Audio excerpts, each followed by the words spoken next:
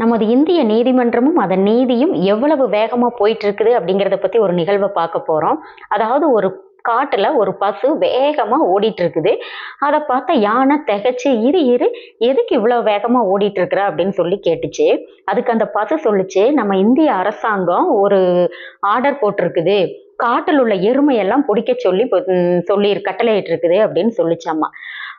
அதனாலதான் நான் இவ்வளவு வேகமா ஓடிட்டு இருக்கிறேன் அப்படின்னு. அதுக்கு அந்த யானை கேட்டுச்சு, இரு இரு இரு நீ பசுதானே, நீ ஒன்னும் எருமை இல்லையே, நீ எதுக்காக இப்படி ஓடிட்டு இருக்கிறேன்னு கேட்டுச்சாமா. அதுக்கு அந்த பசு சொல்லுச்சு, நான் பசுங்கிறது எனக்கு தெரியும், அரசாங்கம் பிடிச்சி என்ன உள்ள போட்டுச்சுன்னா நான் எருமை இல்ல பசுதான்னு நிரூபிக்க 20 வருஷம் ஆயிரும் அப்படின்னு சொல்லிட்டு ஓடிச்சாமா. இத கேட்ட யானையும் பயந்து போய், யாது பின்னாடியே யானையும் பயந்து போய் ஓடிச்சாமா. இதுல இருந்து நம்மளுக்கு என்ன தெரியுதுன்னா, நம்மளுடைய இந்திய நீதிமன்றமும் அதன் நீதியும் எவ்வளவு வேகமாக போய்க்கொண்டிருக்கிறது என்பதை நம்மனால் உணர முடிகிறது.